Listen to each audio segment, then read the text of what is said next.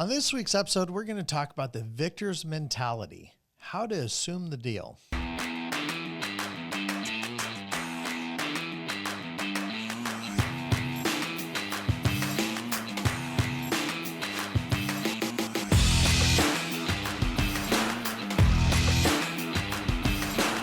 Hey everyone, I'm Chad Owen, owner of Retirement Realized Financial. This is Robin next to me, and he is the worst at fantasy football for this last year. Well, just wanted to bring up something like that. In our office league particularly. That's all that matters. I don't care about what you are in other worlds, what superhero you are, it's what you are now. Because I'll probably win 3 championships. I doubt it. Anyway, we'll see. It's hard to tell because, you would have already won it.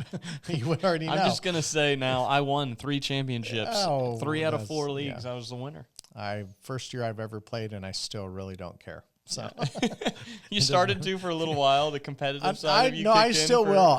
Like if I watched a game that I didn't know any of the players, like I could hardly tell you any of the players in the NFL. But if one of my guys was up there, you were watching even if I don't like the team, even if it's against stinking Kansas City, but Mahomes, he's an awesome guy. Okay, so I had kind of this.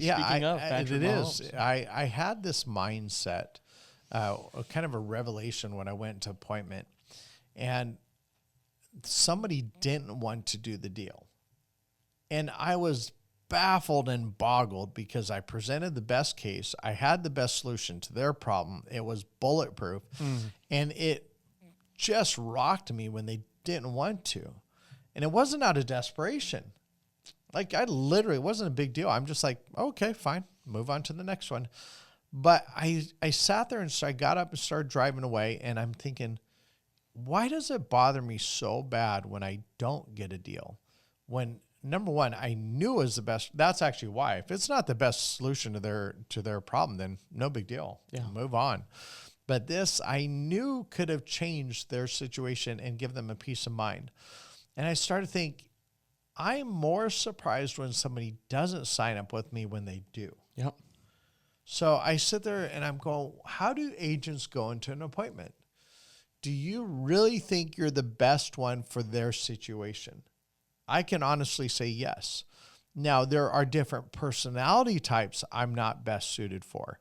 And that's just a fact. Nobody can get along with every different person at any different phase of their life. And even my wife, which is the most peaceful person you could ever be, if you're an entitled or bully, that personality, that doesn't go well with her. That personality doesn't go with me either. But the point is, you can't get along with every personality type. So you can walk that appointment and go, well, man, this is a little challenging because our two personalities will not mix, but then that's where logic comes in. Sure. So if I can logically present a case to them why my product's the best, but any appointment I go into, I'm automatically thinking, this is a done deal. Yeah. Now, sometimes it's the 4th time I'm walking to the house and I'm still thinking that, but I go in there expecting the deal to be done. Right. I noted down, because I think that the natural thought process there, or if somebody maybe doesn't share that mentality that you have, easy to come back and say, well, Chad, that sounds pretty arrogant of you to go in and just assume they're going to do it. Confident, not arrogant. Well, and I noted down. There's a fine line between that. I agree.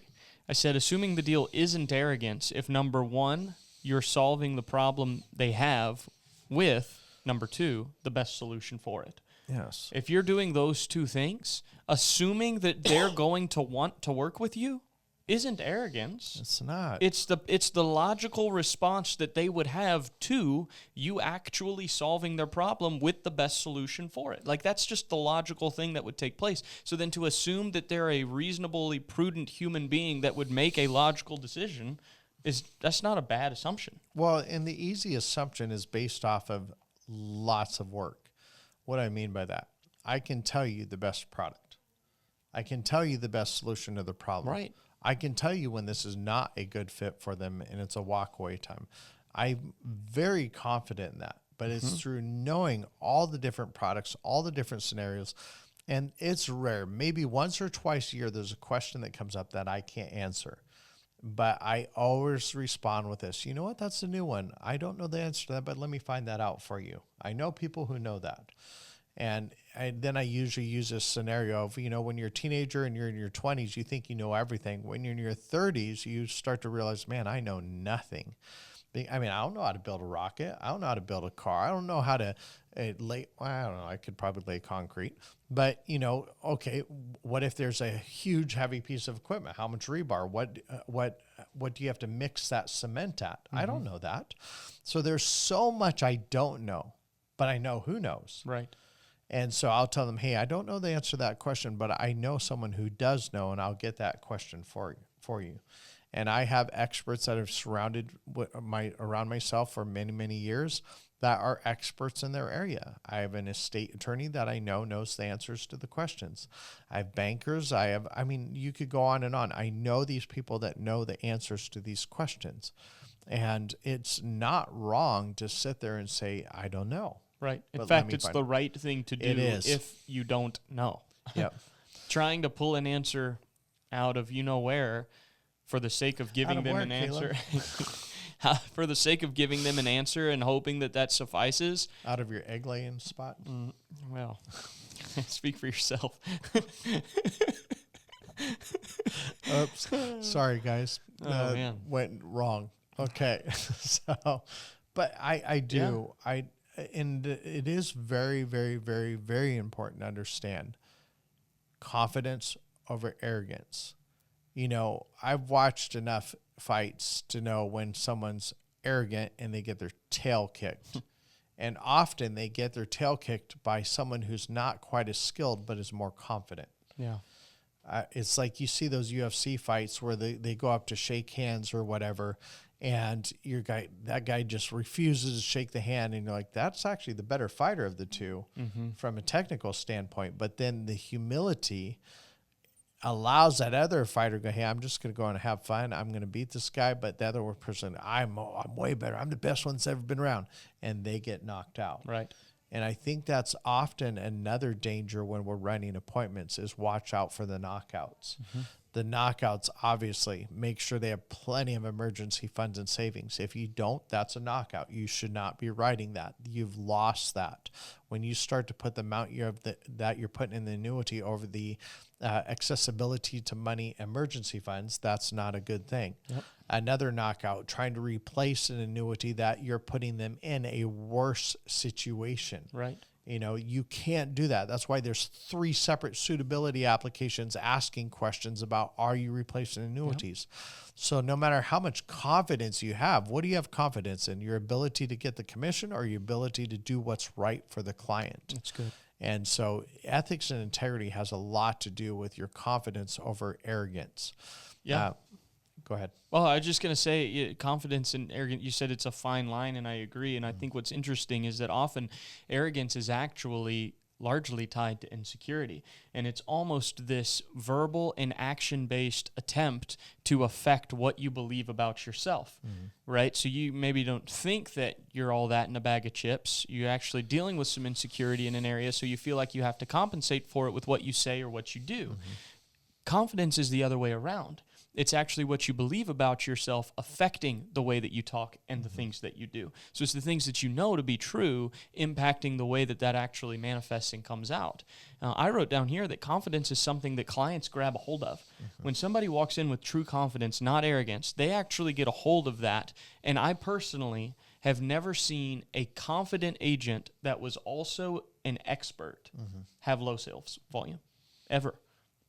I would agree with that completely. It's the low sales volume, I've only ever seen one of those two things missing. Either they're very knowledgeable, but they just don't realize that, and they don't have confidence, and so they don't write very much. Or they have confidence, but they have no expertise, and they still don't write much. But where those two pair together, I've never seen personally. And talking with hundreds and probably at this point thousands of agents, I've never seen those two exist together in somebody that had low sales volume. I remember this time, and I can't remember which starter it was. I think it was Ariel when she was little, probably 4 or 5 years old. And this big dog came running toward us, and you could tell she was scared. And I just grabbed her hand and I put her a little bit behind me, and she knew from that moment she was safe. Like, she said something. So she would have been a little older, because she said something like, I feel safe around your dad. Confidence. I knew that dog was not getting to my daughter. I would rip that thing to pieces. I knew for a fact it wasn't arrogance. It was that I want to protect my daughter, and there's no animal out there that's going to get to her. I feel the same way about No, I'm teasing brokers. Brokers are that dog that are coming after you, and they're going to rip your client apart. No, remember, I say that jokingly, but because there are brokers out there that literally are dogs. I mean, they go out there. There's annuity people that are dogs. 100%.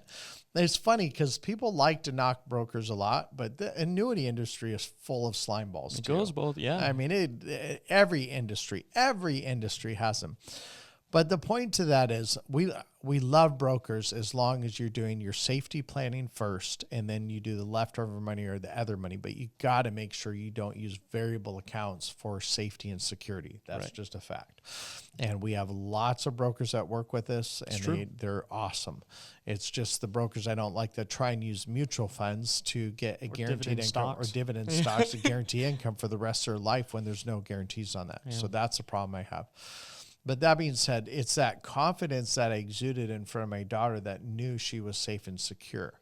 So when I look at knowing what you're talking about, and I can't remember, how did you word that? You said, you don't have a touchscreen? No. Yeah, confidence in knowing what you're talking about, you said a victor's mentality and assuming the deal. And when I say assuming the deal, there's not always an assumption there, though. Unfortunately, sometimes I'll look at their physical surroundings and I'm going, oh, man, they're hurting for money.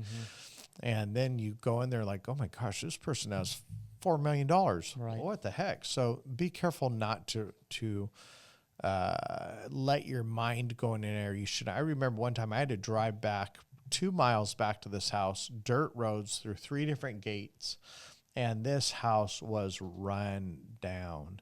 They had $200,000 that we moved. When I drove up, that is not what I was thinking. And so my ability to walk in there with confidence was not that strong. Even when I started doing the fact finder, I'm no IRAs, nothing. And then also, well, we got 300,000 over here and this over there. And I'm like, what? You know, I bet if you would add a hidden camera, you could have seen the shocked look on my face.